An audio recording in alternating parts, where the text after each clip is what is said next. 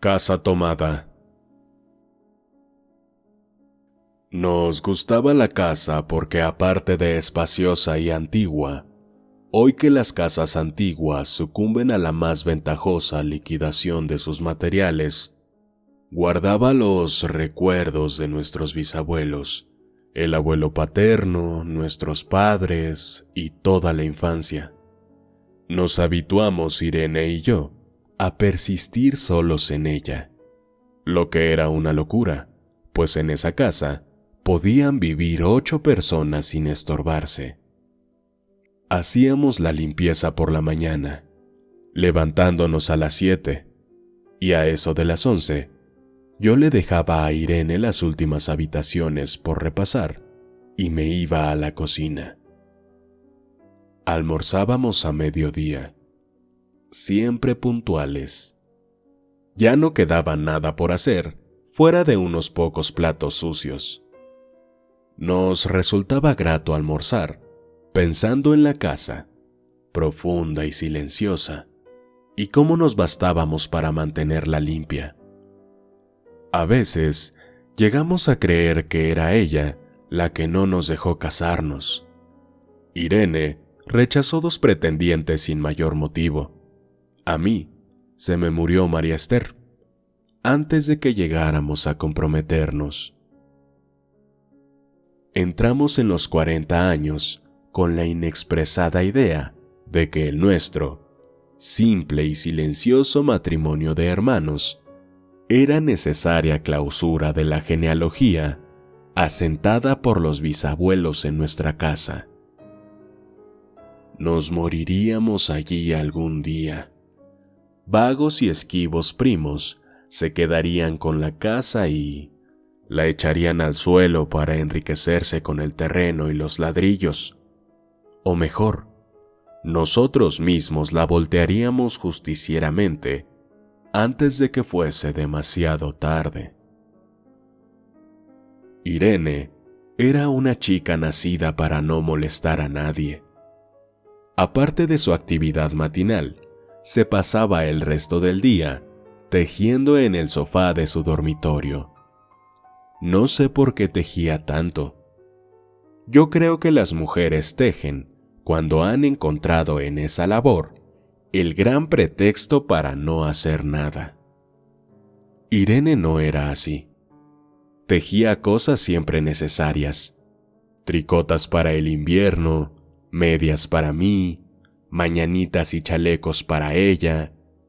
A veces tejía un chaleco y después lo destejía en un momento porque algo no le agradaba.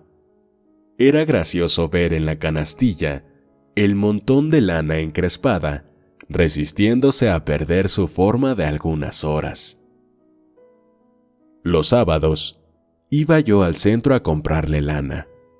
Irene tenía fe en mi gusto, se complacía con los colores y nunca tuve que devolver madejas. Yo aprovechaba esas salidas para dar una vuelta por las librerías y preguntar vanamente si había novedades en literatura francesa. Desde 1939 no llegaba nada valioso a la Argentina. Pero es de la casa que me interesa hablar, de la casa y de Irene, porque yo no tengo importancia. Me pregunto qué hubiera hecho Irene sin el tejido. Uno puede releer un libro, pero cuando un pullover está terminado, no se puede repetirlo sin escándalo. Un día encontré el cajón de abajo de la cómoda de alcanfor, lleno de pañoletas blancas, verdes, lila. Estaban con naftalina, apiladas como en una mercería. No tuve el valor de preguntarle a Irene qué pensaba hacer con ellas. No necesitábamos ganarnos la vida. Todos los meses llegaba la plata de los campos y el dinero aumentaba. Pero a Irene solamente la entretenía el tejido. Mostraba una destreza maravillosa. Y a mí se me iban las horas viéndole las manos como erizos plateados, agujas yendo y viniendo, y una o dos canastillas en el suelo, donde se agitaban constantemente los ovillos. Era hermoso. ¿Cómo no acordarme de la distribución de la casa? El comedor, una sala con gobelinos, la biblioteca y 3 dormitorios grandes que daban en la parte más retirada, la que mira hacia Rodríguez Peña. Solamente un pasillo con su maciza puerta de roble aislaba esa parte del ala delantera, donde había un baño, la cocina, nuestros dormitorios y el living central, al cual comunicaban los dormitorios y el pasillo.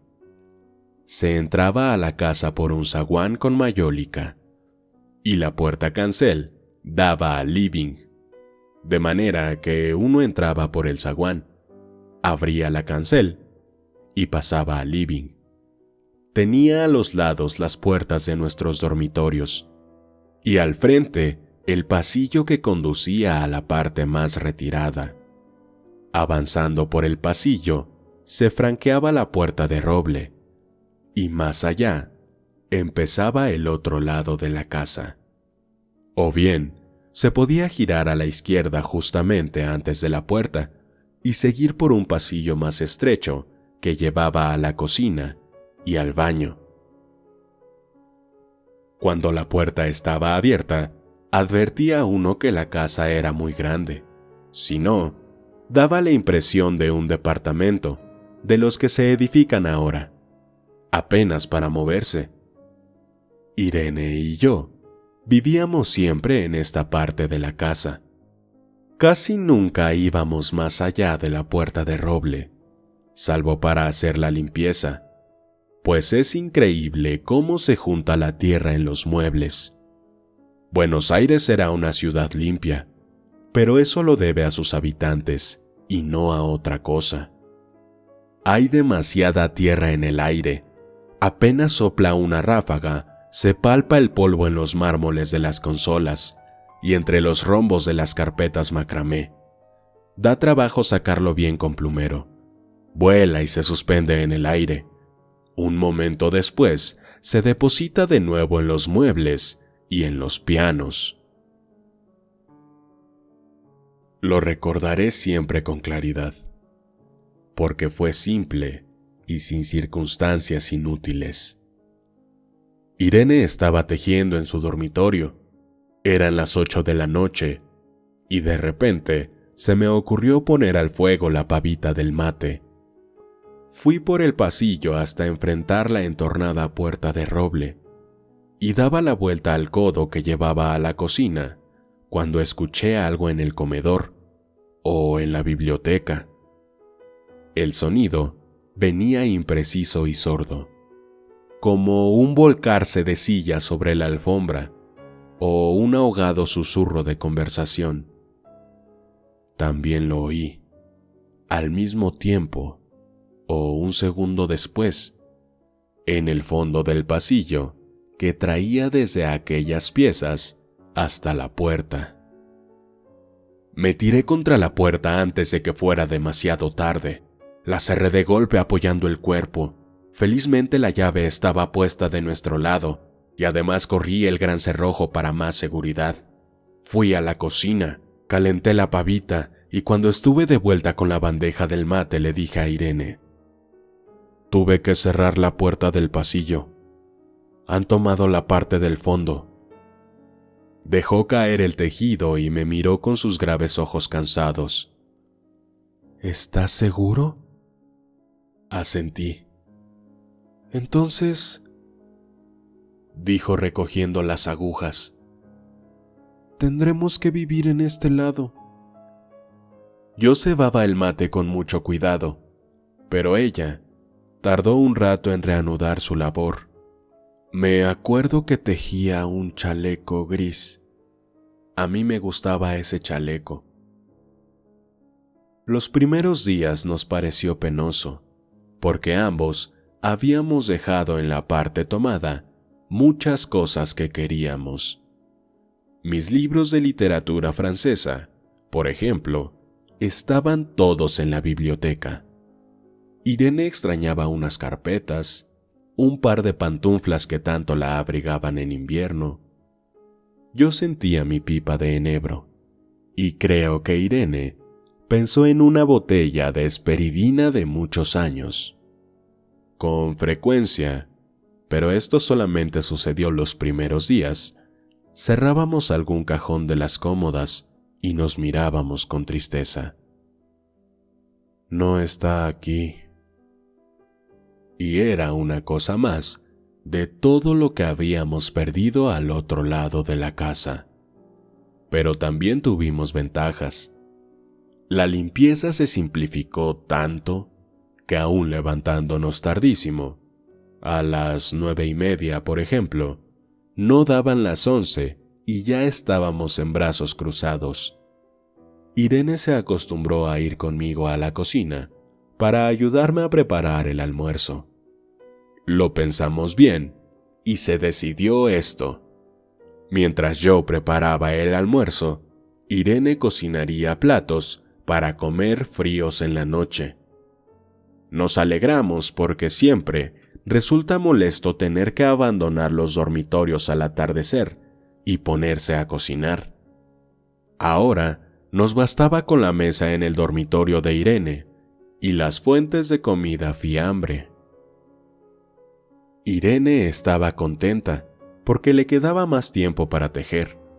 Yo andaba un poco perdido a causa de los libros, pero por no afligir a mi hermana, me puse a revisar la colección de estampillas de papá, y eso me sirvió para matar el tiempo. Nos divertíamos mucho, cada uno en sus cosas, casi siempre reunidos en el dormitorio de Irene, que era más cómodo. A veces Irene decía: «Fíjate este punto que se me ha ocurrido. ¿No da un dibujo de trébol?».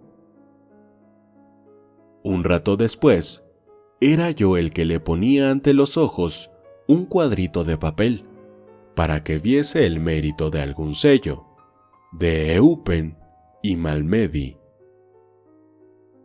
Estábamos bien, y poco a poco empezábamos a no pensar. Se puede vivir sin pensar. Cuando Irene soñaba en alta voz, yo me desvelaba enseguida. Nunca pude habituarme a esa voz de estatua o papagayo, voz que viene de los sueños y no de la garganta. Irene decía que mis sueños consistían en grandes sacudones que, a veces, hacían caer el cobertor. Nuestros dormitorios tenían el living de por medio, pero de noche se escuchaba cualquier cosa en la casa. Nos oíamos respirar, toser, presentíamos el ademán que conduce a la llave del velador, los mutuos y frecuentes insomnios. Aparte de eso, todo estaba callado en la casa. De día, eran los rumores domésticos, el roce metálico de las agujas de tejer, un crujido al pasar las hojas del álbum filatélico. La puerta de roble, creo haberlo dicho, era maciza. En la cocina y el baño, que quedaban tocando la parte tomada, nos poníamos a hablar en voz más alta o Irene cantaba canciones de cuna. En una cocina hay demasiado ruido de loza y vidrios para que otros sonidos irrumpan en ella. Muy pocas veces permitíamos allí el silencio, pero cuando tornábamos a los dormitorios y al living, entonces la casa se ponía callada y a media luz. Hasta pisábamos más despacio para no molestarnos. Yo creo que era por eso que de noche, cuando Irene empezaba a soñar en voz alta, me desvelaba enseguida. Es casi repetir lo mismo, salvo las consecuencias. De noche siento sed, y antes de acostarnos le dije a Irene que iba hasta la cocina a servirme un vaso de agua. Desde la puerta del dormitorio, ella tejía. Oí un ruido en la cocina.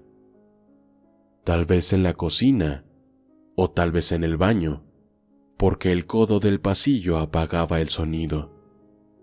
A Irene le llamó la atención mi brusca manera de detenerme, y vino a mi lado sin decir palabra. Nos quedamos escuchando los ruidos, notando claramente que eran de este lado de la puerta de roble, en la cocina y el baño, o en el pasillo mismo donde empezaba el codo, casi a nuestro lado. No nos miramos siquiera. Apreté el brazo de Irene y la hice correr conmigo hasta la puerta cancel, sin volvernos hacia atrás. Los ruidos se oían más fuerte, pero siempre sordos, a espaldas nuestras. Cerré de un golpe el cancel y nos quedamos en el zaguán. Ahora no se oía nada. «Han tomado esa parte», dijo Irene. El tejido le colgaba de las manos y las hebras iban hasta la cancel y se perdían debajo. Cuando vio que los ovillos habían quedado del otro lado, soltó el tejido sin mirarlo. «¿Tuviste tiempo de traer alguna cosa?», le pregunté inútilmente. «No, nada». Estábamos con lo puesto. Me acordé de los 15,000 pesos en el armario de mi dormitorio. Ya era tarde ahora. Como me quedaba el reloj pulsera, vi que eran las 11 de la noche. Rodeé con mi brazo la cintura de Irene. Yo creo que ella estaba llorando, y salimos así a la calle. Antes de alejarnos, tuve lástima. Cerré bien la puerta de la entrada y tiré la llave a la alcantarilla. No fuese que a algún pobre diablo se le ocurriera robar y se metiera en la casa a esa hora y con la casa tomada.